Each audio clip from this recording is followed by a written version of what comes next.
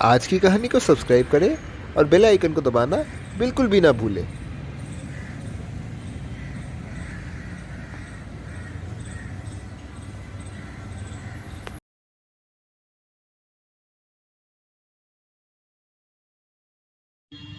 एक बूढ़ा आदमी था और उसके 4 पुत्र थे। वह आदमी गरीब था। वह अपने पुत्रों को जीवन का महत्व समझाता है। वह उनको जीवन में कर्म करके उन्नत होने को बताता है। वह उनके पुत्रों को घर से बाहर निकलकर कर्म खोजने को कहता है। वे चारों भाई घर से बाहर कर्म के अवसर पर निकलते हैं। वे चारों ठान लेते हैं कि सभी उन्नत होने के बाद वे सभी यहीं मिलेंगे। एक दिन बड़ा भाई रास्ते से गुजर रहा था, तभी उसे एक बाजार दिखाई देता है। वह एक दुकानदार के निकट जाता है और वह शख्स उससे कुछ खरीदने के लिए पूछता है।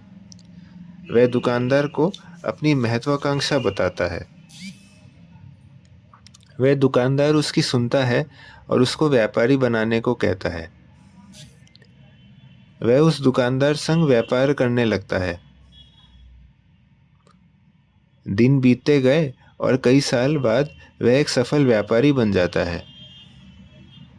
वह अपनी दुकान खोल लेता है। दूसरा भाई कर्म की तलाश में एक बाग से गुजर रहा था।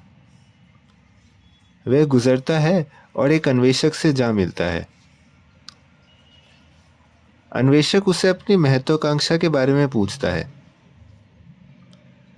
अन्वेषक उसे अपना सहायक बनाने को कहता है। वह अन्वेषक उसे एक दूरबीन देता है और आकाश की अन्वेषण करने को कहता है।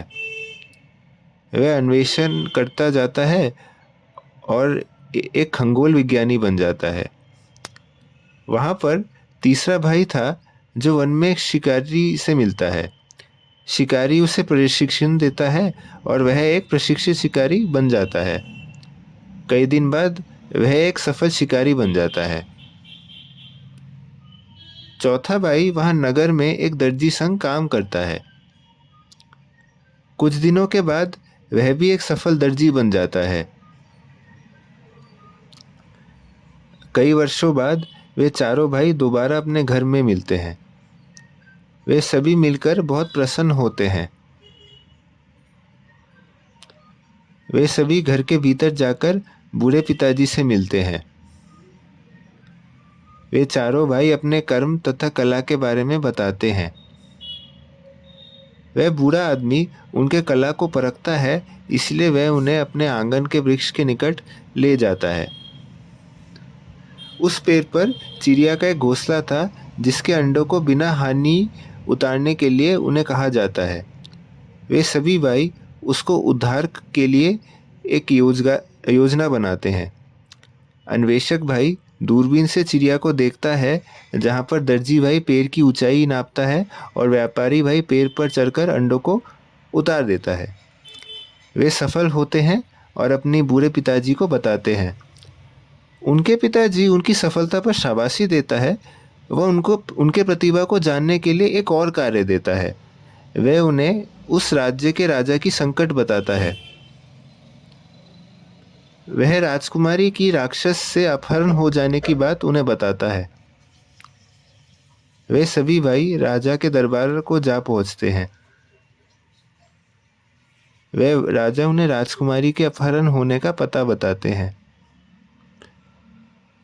वे सभी जहाज पर सवार होते हैं और राजकुमारी को खोजने लगते हैं।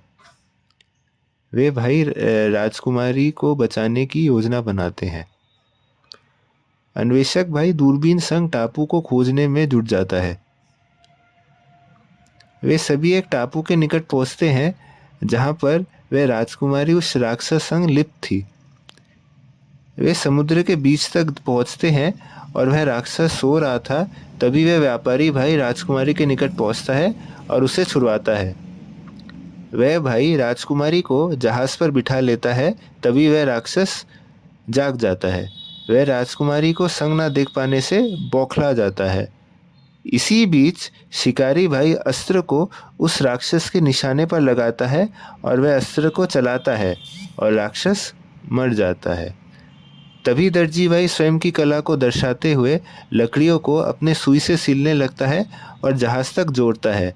इसी प्रकार जहाज फिर से रवाना होने को तैयार हो जाता है। वे सभी जहाज पर सवार होते हैं और जहाज दरबार के लिए रवाना होता है।